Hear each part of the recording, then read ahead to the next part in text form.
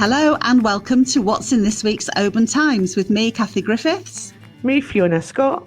And me, Alice Butcher. Well, we had some sad news this week, folks.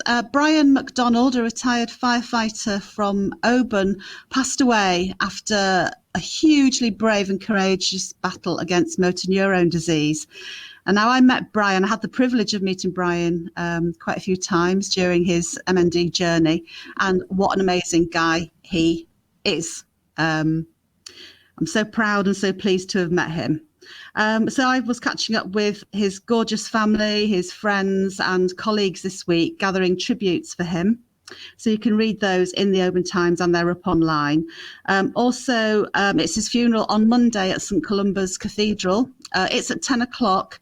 After the service, there will be his cortege will be going up through the town, past the fire station, and then back down through the town and out past the Coroner Halls again. And it's going to be led most fittingly by a fire engine because, do you know what? His family are a huge firefighting family. I think between them there's about 164 years service. So it was a massive part of his, massive part of his life.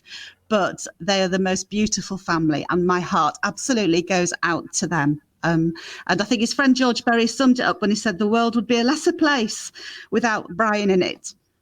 And, and I just think if we had more Brian McDonalds in this world, it would be the most magnificent place. So we can all learn a lot from him. Fiona, what have you been up to?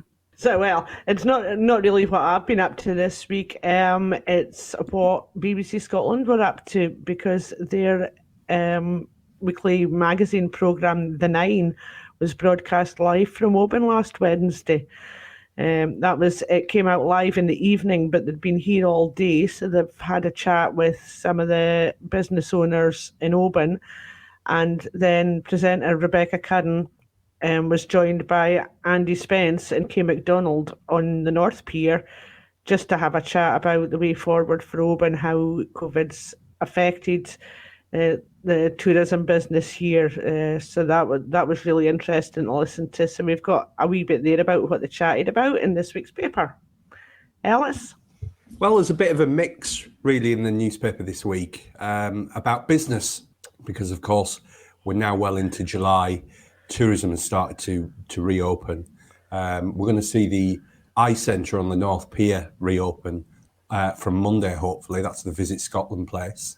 And also Regatta, which has got a place on George Street in Oban.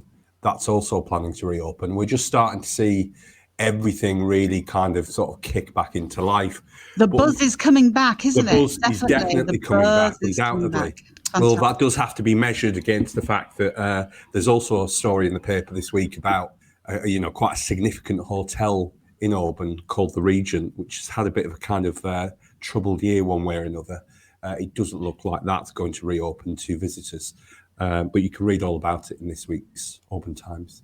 I've also been talking to the Simpson family they're from Appin, and they started a wonderful charity called Anam Cara Fazga, and it's to help families who've been bereaved and lost a child from before birth up to the age of 25. And they are celebrating because they've actually got their keys to their first respite caravan at Tralee Bay, and they're hoping this is going to be their first of many. They want to have a whole network across the UK, a place where families can go and be together and just have that sort of special time when they're going to need it the most. So read all about that in the Oban Times as well and online. Fiona, have you been up to anything else? Yeah, well, we've been looking at the sport again and things are getting up and running there. And Oban motorcycle rider John McPhee got back on track. Now, he came third in his qualifying round on Saturday. So he started off first on the grid in his race in Spain on Sunday's Moto3 debut after the COVID. And there was some really exciting stuff going on there. So if you want to know what happened, look at this week's Oban Times. Alice, come on, you must have something else to talk about. It's not like you to... I have got plenty up my sleeve this week. I thought so. My byline. Give us a taste. Give us a every taste. page. Oh, it's almost as busy as your byline. Well, does anyone remember in May that we had this 2-week-long, quite exciting, high-tech drone trial that was taking place, where the drone was going to take little bits of kit between Oban and Mull. Does anyone remember that? We do. Yeah. Well, have I got news for you? It's going to come back, and it's going to happen in September. It's going to be a 3-month one this time, and they're actually looking at expanding it as well. This is really kind of state of the art for the UK. So, about how do we cut down and reduce the journey times to get medical supplies and blood tests and whatnot across to the islands and back to the hospital. And it's really, really exciting. There's a big piece about it in this week's Oban Times. Great. Okay. Well, folks, here at the Oban Times, we're always happy to hear from you, to hear your stories and to see your photos. So keep in touch with us, and you can do that by giving us a call on 01631 568 000, emailing us at editor@obantimes.co.uk, or you can message us on Facebook.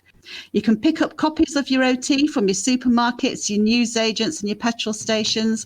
And during COVID, you can read all of our stories free online as well.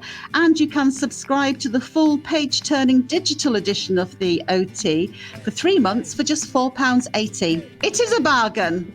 So much of a bargain, it made Ellis cough. It wasn't me, it's Malcolm. So, folks, stay safe out there. Keep in touch. And it's goodbye from me, Kathy Griffiths. Goodbye from me, Fiona Scott. Goodbye from me, Alice Butcher.